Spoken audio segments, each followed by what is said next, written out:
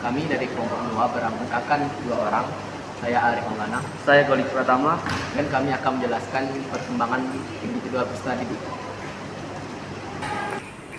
Baik, saya Arif Maulana. Saya akan menjelaskan materi pertama, yaitu memahami perbedaan fisik. Jadi saya akan membawakan 3 poin utama dalam penjelasan ini, seperti pertumbuhan dan perkembangan. Jadi setiap anak berkembang dengan kecepatan yang berbeda, baik dalam tinggi badan, berat badan, dan kekuatan fisiknya. Kemudian yang kedua adalah kondisi kesehatan. Beberapa peserta didik memiliki kondisi kesehatan tertentu yang mempengaruhi partisipasi mereka dalam berkegiatan. Kemudian yang terakhir adalah kondisi kebutuhan khusus. Ada juga peserta didik yang memiliki kebutuhan khusus yang membuat mereka sulit dalam memahami, dalam belajar, seperti mereka juga membutuhkan seperti alat bantu atau lingkungan belajar yang sesuai dengan yang mereka butuhkan. Baik, saya akan menjelaskan materi kedua, yaitu perbedaan intelijensi. Ada 3 poin utama yang akan saya jelaskan pada perbedaan intelijensi ini. Yang pertama adalah genetik dan lingkungan. Intelijensi juga mempengaruhi faktor genetik dan lingkungan. Kalau yang dimaksud dalam faktor genetik itu seperti keturunan, kadang kalau lingkungan itu seperti lingkungan peserta didik berkembang. Kemudian ada jenis kecerdasan. Jenis kecerdasan ini ada 2 kecakupan. Yang pertama adalah intelijensi umum dan multiple intelijensi.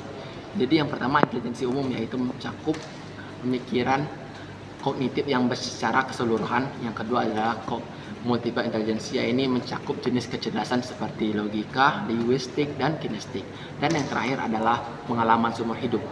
Pada pengalaman seumur hidup ini, intelijensi dapat berubah seiring berjalannya waktu, yang seperti bagaimana peserta didik itu mendapatkan pengalaman yang dialaminya. Baik, pada materi ketiga saya akan menjelaskan tentang perbedaan gaya belajar. Pada perbedaan gaya belajar saya akan menjelaskan 4 poin penting. Yang pertama adalah visual.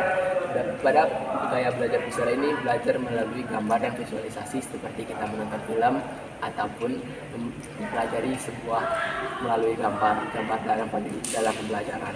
Dan yang kedua adalah auditory, yaitu belajar melalui pendengaran, yaitu seperti kita mendengarkan audio pembelajaran ataupun mendengarkan guru yang menjelaskan. Dan yang ketiga adalah kinestik, yaitu belajar melalui gerakan dan aktivitas fisik.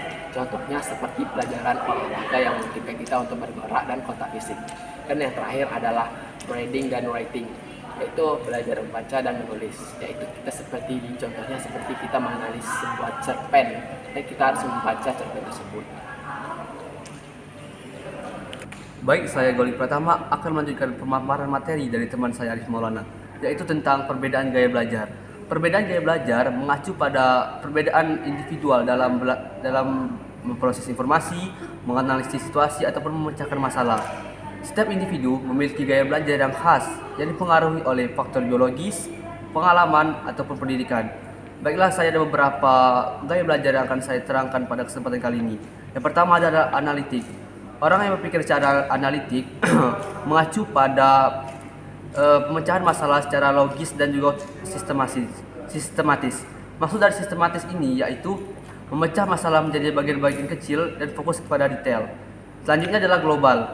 Individu yang berpikir secara global lebih cenderung kepada gambaran yang umum daripada detail. Berbeda dari analitik, orang pikir secara global, dia lebih melihat gambaran umum dan fokus pada tujuan. Selanjutnya adalah kreatif. Orang yang berpikir secara kreatif dia berorientasi kepada ide-ide baru ataupun solusi yang inovatif. Orang pikir kreatif ini mereka cenderung berpikir imajinatif dan fleksibel. Selanjutnya adalah pragmatis. Individu yang berpikir secara pragmatis lebih berorientasi pada solusi yang nyata dan praktis yang dapat langsung digunakan. Baik, selanjutnya saya akan menjelaskan tentang perbedaan kepribadian. Perbedaan kepribadian ini sendiri mengacu pada variasi karakteristik individu dalam cara mereka berpikir, merasakan, ataupun bertindak. Baiklah, saya akan menjelaskan beberapa perbedaan kepribadian. Yang pertama adalah extrovert versus introvert.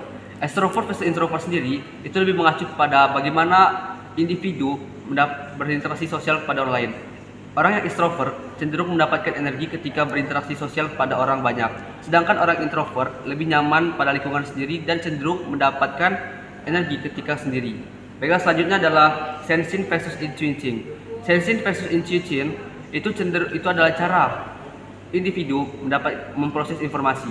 Orang yang sensing lebih cenderung atau fokus pada fakta dan detail, sedangkan orang yang intuition dia lebih tertarik kepada pola, gambar ataupun makna.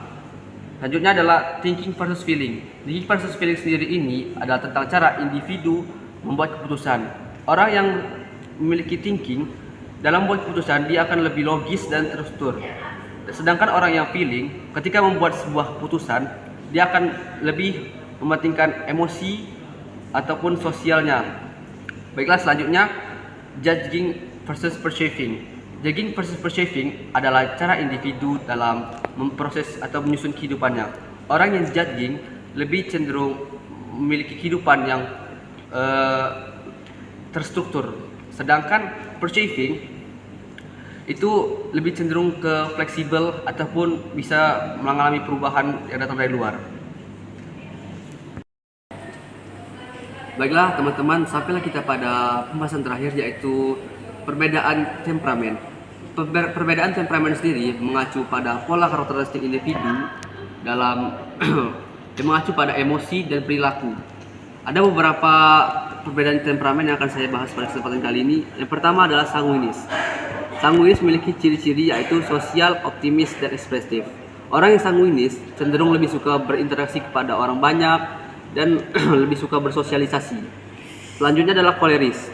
Koleris memiliki ciri-ciri tegas, pemimpin, dan mandiri. Orang yang memiliki temperamen koleris lebih cenderung memimpin daripada mengikuti. Selanjutnya adalah melankolis dengan ciri-ciri detail oriented, perfeksionis, dan juga analitis. Orang yang melankolis lebih cenderung berpikir secara hati-hati dan menyukai suasana yang tenang. Selanjutnya adalah pragmatis. Pragmatis sendiri memiliki ciri-ciri tenang, damai, dan kooperatif. Orang yang memiliki temperamen pragmatis lebih cenderung menghindari konflik dan hidup dalam kedamaian. Baiklah teman-teman, mungkin itu saja yang dapat kami sampaikan. Kami dari kelompok 2 yang membahas tema perbedaan individual peserta didik. Saya Golik Pratama. Saya Arif Maulana. Kami berdua pamit undur diri. Wassalamualaikum warahmatullahi wabarakatuh.